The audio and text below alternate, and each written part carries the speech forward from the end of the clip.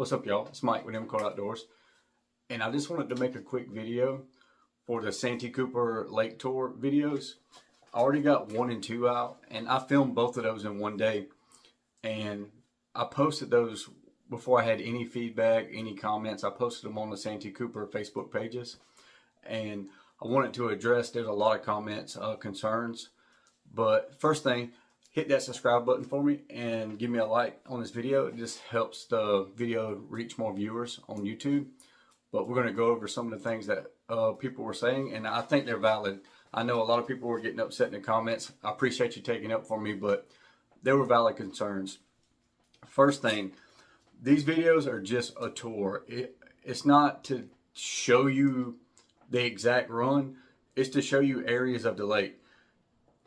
And a lot of people have been wanting me to give them tracks and tell them how far they can stay off trees. And I'm sorry, but I can't do that. Even if I give you a track in some of these areas, if you're 10 yards left or right, 30 foot off on your GPS, you may hit a stump. A lot of these areas are really tight. I mean, if you stay in the safe channels, you're fine. You stay in the middle of Waibu Creek, you're fine. You stay in the middle of Potato Creek, stay off Three Stumps Island, you're fine. Safe channels, river markers, you just have to look out always for floating logs or branches that may float up, because we have a lot of current on this lake. Like especially this past weekend, we had a lot of rain. So that's the next thing. You need to check your water levels and get like really familiar with the water levels at the landings where you're at.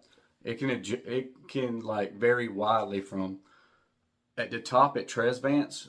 I use that check station for like packs, and I look at the Wateree and the Congaree river level, and you can see when they hit action stage or flood stage. And they actually have other check stations throughout the lake. You just need to get familiar with those. So if you're running all summer and the lake's at a little bit below full pool, and then all of a sudden it drops 2.5, 3 foot, the water you're riding on now is like virgin water, because if you drop 2.5 to 3 foot in a lot of these areas, you don't need to run those, because you're going to have stumps exposed that you don't even know they're under the water. So just be aware of that. And another thing, I think Brent brought it up, and it was a good comment. That last video where I went from the canal to Waibu, if the wind's wrong, that can be really rough. It'll beat you to death. Like, that's a rough ride, especially when you get near the spillway and you had the wind fighting the current. It's just like tide. It's like if you went out of Winyah Bay and you got the tide coming out with opposite wind, it builds the waves. And that happens on the end of the canal also, right there at Black's. If you got that water pushing through that canal and the wind against it, it gets really, your wave height can get really tall. So you just need to be aware of that. So where am I at?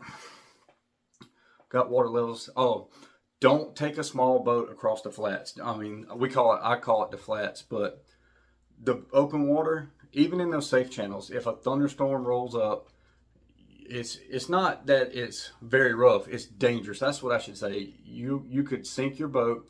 Even if you're in a bass boat. I remember, it's been a few years now, but it was some small craft advisory on a lot in South Carolina, all in South Carolina, but on Santee, and they lost, I think, 1 or 2 boats on that tournament. I'm pretty sure they did, and everybody was like, people were stuck on the other side of the lake. They couldn't cross. They had caught fish, but you couldn't make it back across. So don't take a John boat to cross that safe channel. Just you can put in at Spires, you can put in at Potato Creek. I tell everyone, especially in the summer, I wouldn't put a small boat in Alex Harvin just because of the boat traffic. You got jet skiers, tubers, everybody. The water gets rough out there just from all the boats. So you got a kayak or small boat, you can put in at Potato Creek Hatchery, you can put it at Potato Creek Landing, you can drive across, hit Spires.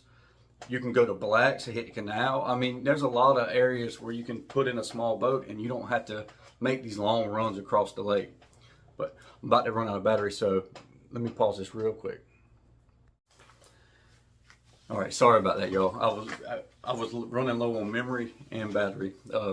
I film everything off my phone. I edit on the phone. I don't have a lot of fancy equipment yet. Hopefully y'all can help me get my subscribers up, and maybe eventually make a few dollars on these videos, and I'll buy some better camera equipment. So we went over water levels. We went over don't use my videos to run. If you have never been on this lake, you don't need to run wide open unless you're in a safe channel. Like I said earlier, Waibu Creek, Potato Creek, you'll be good. You're on the Santee River, just watch out for floating logs. Run the river markers, you're fine. But I don't want anyone to get hurt by looking how I'm running a lot of these routes. I've been on this lake my entire life, and even with that, I could go out tomorrow and hit a stump or hit a log. I know people that do it all the time. Even it doesn't matter how long you've been running this lake, anybody can mess up. You take a risk always. Even a floating log, like I won't name any names, but this past weekend, somebody's been on this lake their entire lives.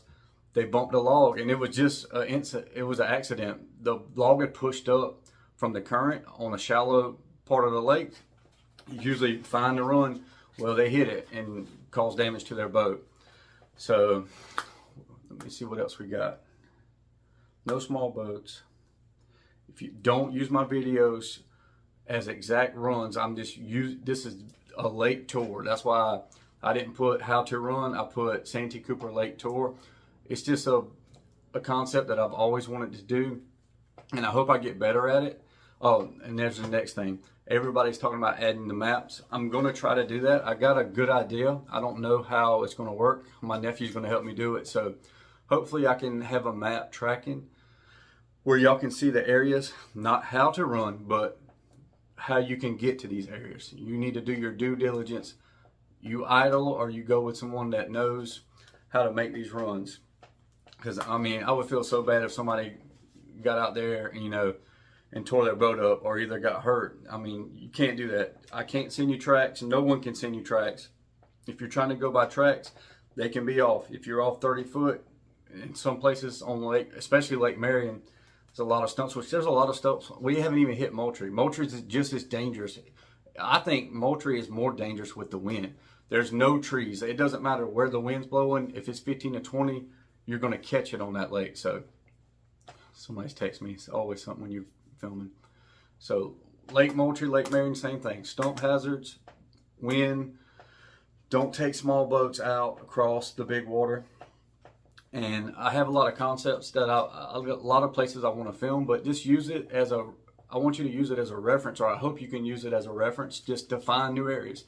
You don't have to run wide open, full throttle. Just you can beat around different places and you can learn, and you can try to get up with locals and they can kind of teach you routes where it's pretty safe to get on plane and run. But I just wanted to touch with that because a lot of people were kind of getting in the comments after each other, and I don't want that either.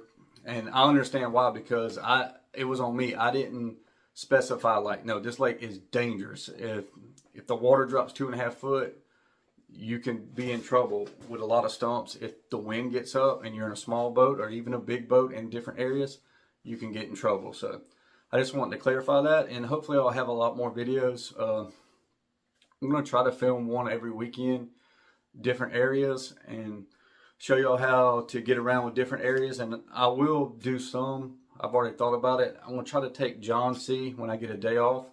I'm going to show you how to hit the safe channel, go to the other side towards the brickyard, go up that river marker to the canal. I have some people and that's a safe run. But even when you're running river markers, you kind of want to have a mapping system because it's the river. It's not a safe channel. The safe channels are straight, but your rivers, you may be looking at a river marker straight ahead that you can see far off, and there may be one to your left or right that you got to hit to first. Sorry about that, y'all. I'm having issues with the camera right now, but yeah, that chart on your unit, whatever you got, it'll just help navigate those river markers because there's a lot of turns in some areas. But I think we kind of touched on everything. I just wanted to make this video, and I should have made this video first as like the caution and the warnings of Lake Marion, Lake Moultrie, and not to use my video as an exact guide to running the routes, but just a reference to different areas on the lake. But I understand why some people were making the comments. They were just doing it for other people's safety, because sometimes us locals, we kind of take it for granted. Like I've been on this lake, like I said, since I was 4 years old. We take it for granted. We ran a lot of places. I've learned most of these routes without a GPS. I mark off points. I mark off certain trees. So I think we kind of take it for granted as locals. I definitely should have clarified that on those videos. But yeah, I hope y'all enjoyed the videos. I got a lot of videos. I got a lot of ideas coming up that I've always wanted to do this. So hopefully they turn out good. And I want to thank every one of y'all for supporting the channel. We're at like 1,700 subscribers. It's kind of crazy. I started out with 7 subscribers like 3 years ago. So we're going to keep on making hunting and fishing videos, try to get better at it. I'm going to try to learn some more editing and how to add some good music to the videos. But anyways, if you'll just like this video and subscribe to the channel, I'll really appreciate it. It just helps support the channel. And thank y'all for watching.